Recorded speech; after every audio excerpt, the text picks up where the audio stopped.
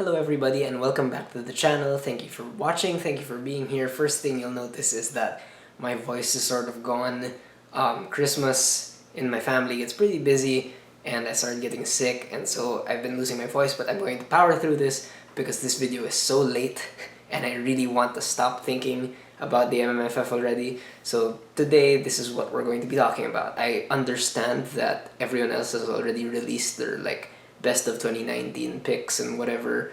Unfortunately, I'm gonna have to delay mine as well, again because of busy Christmas schedules and whatnot, but I promised you I've been hard at work over the last few hours, I suppose, putting those lists together, and I'm really excited to share that with you guys. But for now, please bear with me. Let's revisit the MMFF again. However, before that, we really need to touch on Mr. Robot. This was the last show to end in 2019. The last episode aired last week, I believe.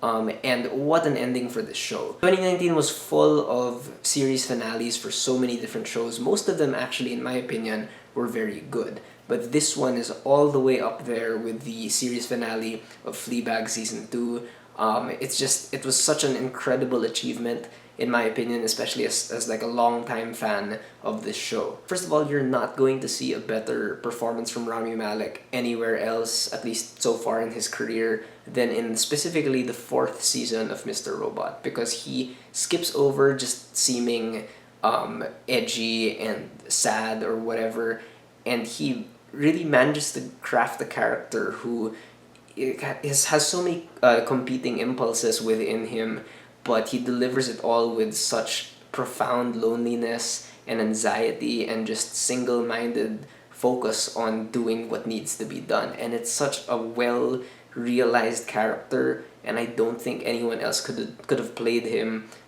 Elliot Alderson as well as Rami Malek did. However, as good as Rami Malek was in this final season and in the whole show, I think the star of the season was really Sam Esmail, the creator of the show and the guy who's been directing every episode since season 2. Mr. Robot is a show that's always been playful in terms of form, in terms of how it tells its stories. But in this final season, it seemed like almost every episode, Sam Esmail was trying something new and different.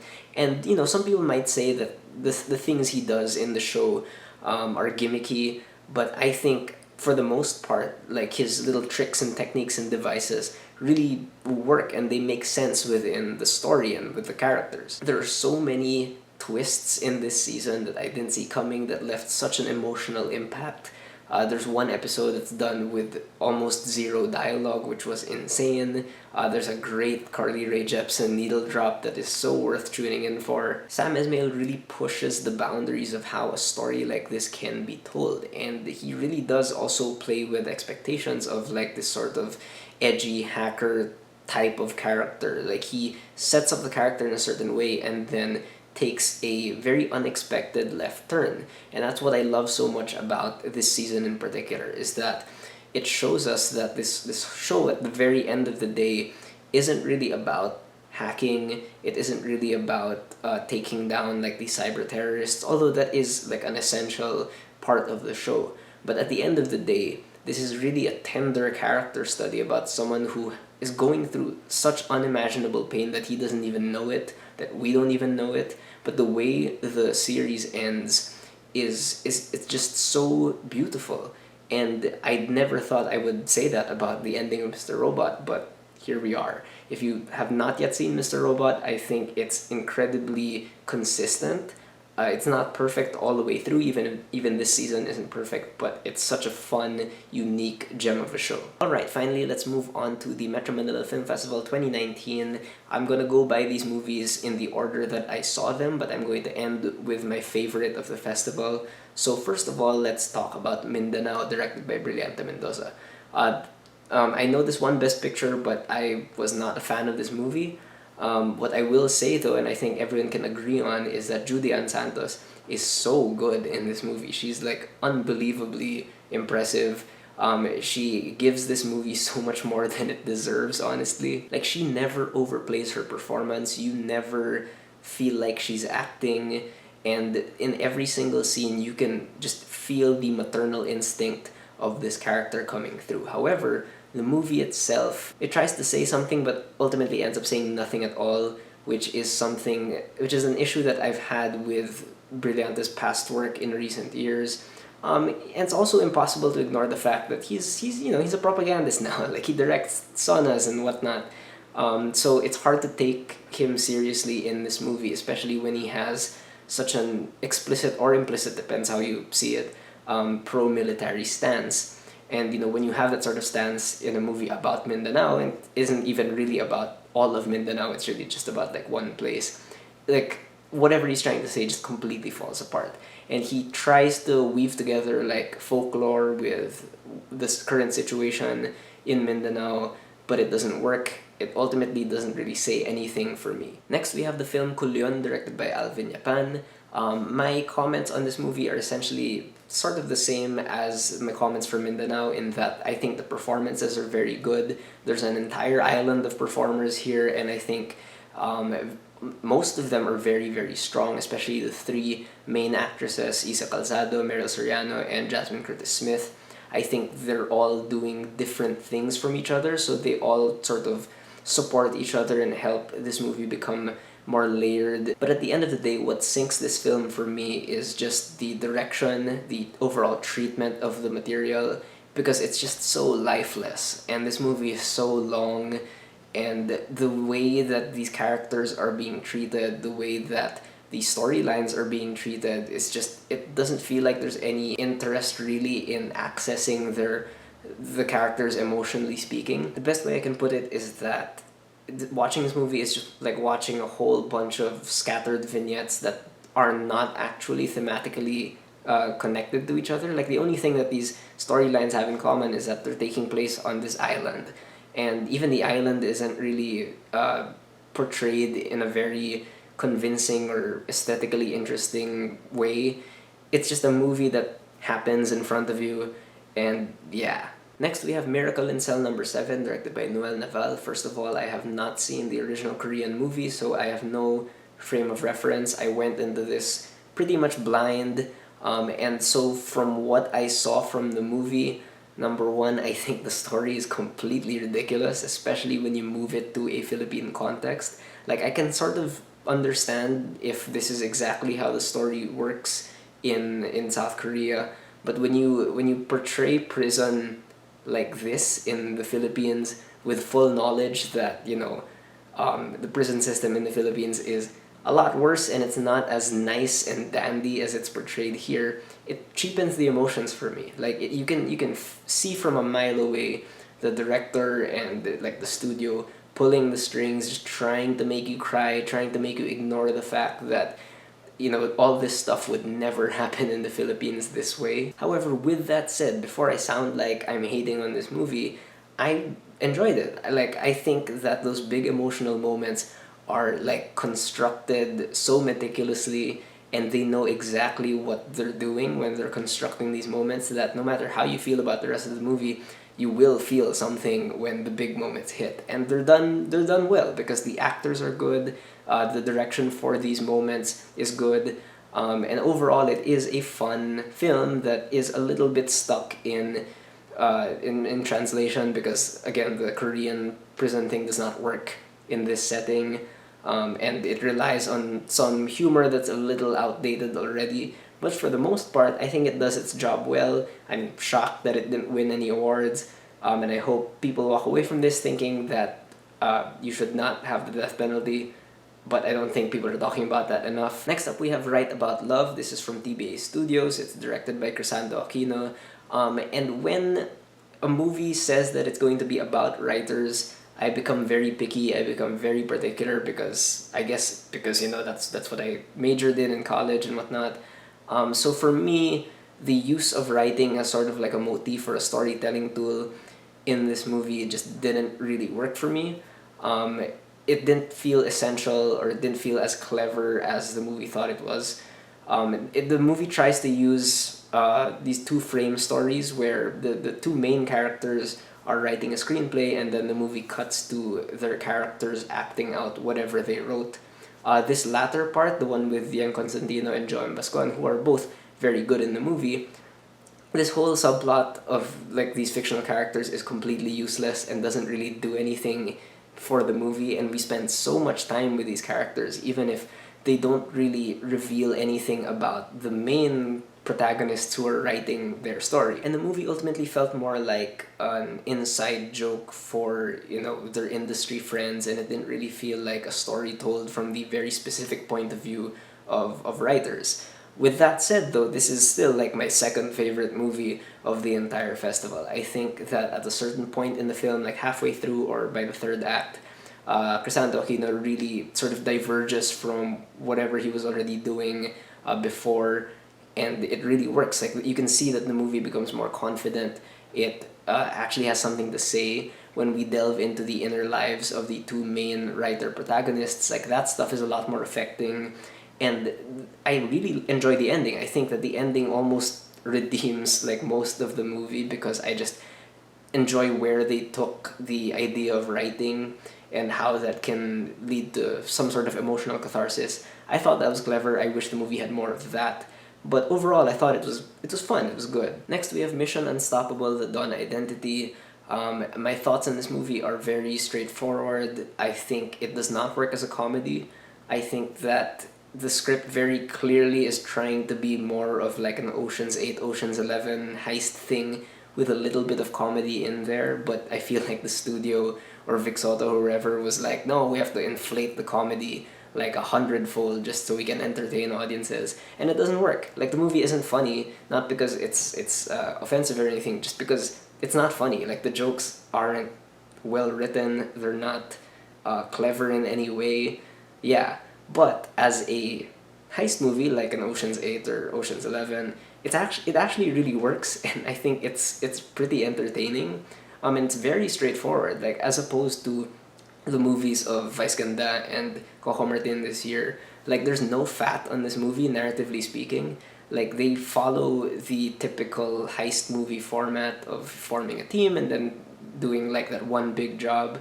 They follow that very simply, and it works. Like surprisingly, I had a lot of fun watching this movie, even if it wasn't working as a comedy. Next, let's talk about The Mall the Merrier. Before I say anything about this movie, I want to say that over the past few years, I feel like there are more Vice Ganda movies that I've enjoyed, honestly, than I've disliked. With that said, this is a bad movie. Like, this is probably my least favorite Vice Ganda movie over the last few years. I think that it's noticeably not as well crafted as the other movies. It's just not polished at all. The editing in particular is horrible. Like it ruins the comedic timing throughout the entire film.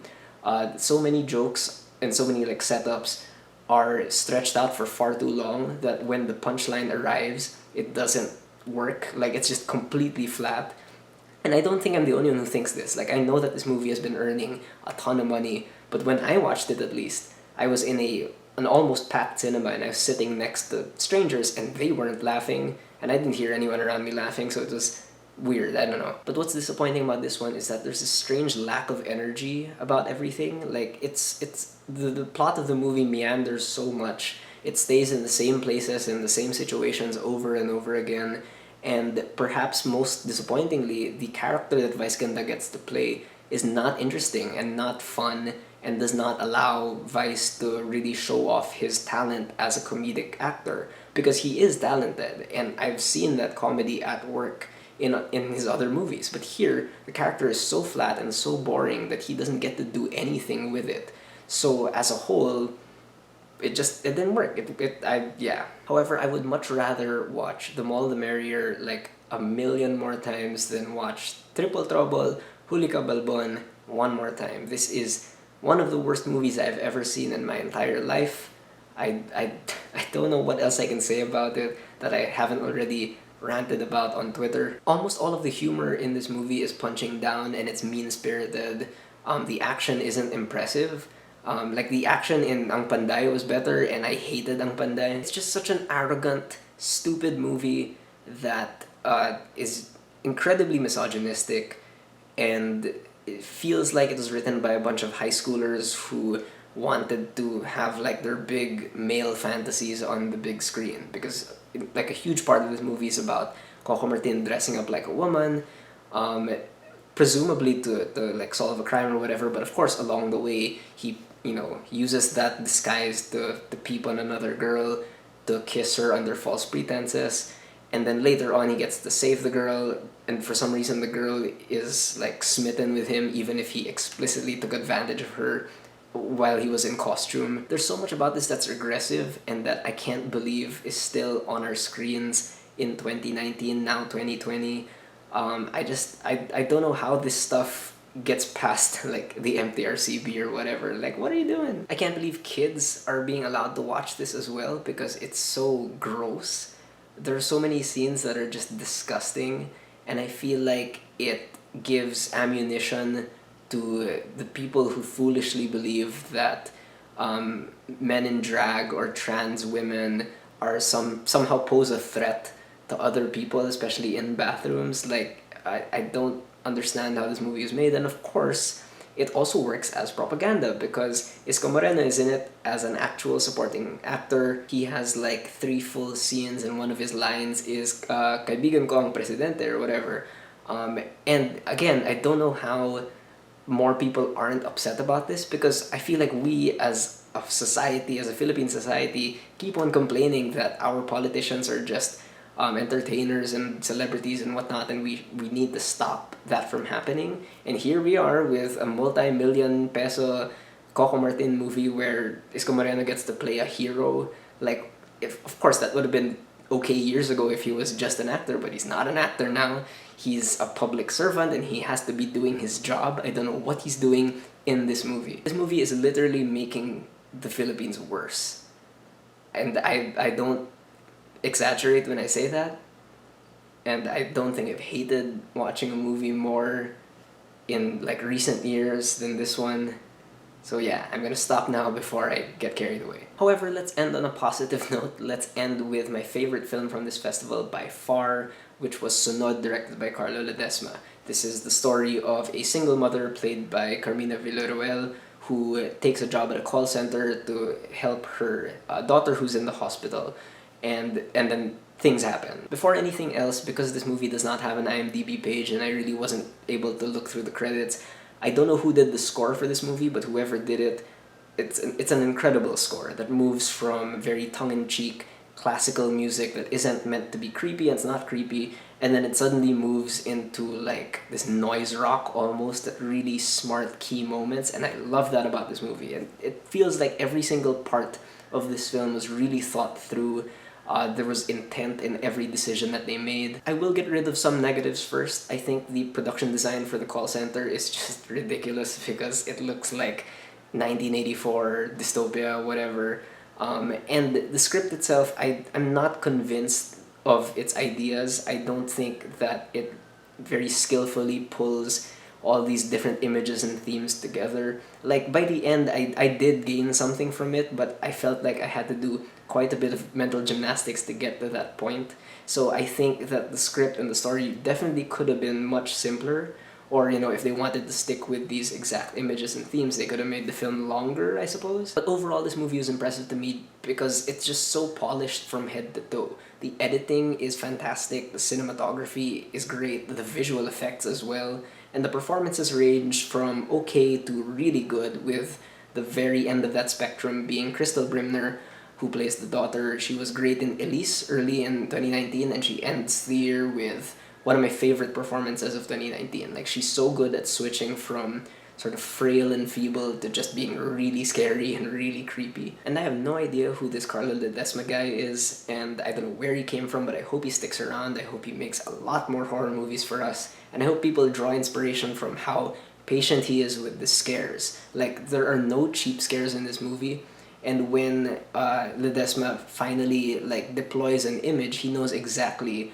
what kind of image to show. And sometimes he'll just show you an image and force you to stare at that image, and sometimes the imagery can be very profoundly sad. Sometimes it can be really impressive in terms of how technically accomplished and aesthetically interesting the images are. And I can't not think of this movie outside the context of the MMFF and outside the context of, sitting alongside a movie like Coco Martin's whatever, this is a movie that features a predominantly female cast, and none of them are exploited, none of them are sexualized by the camera, and I think that's rare, and that's rare especially for like a horror movie in the MFF in the Philippines, and it's just great. Like it feels like a movie that I feel that anyone of any age can watch if they have like the guts.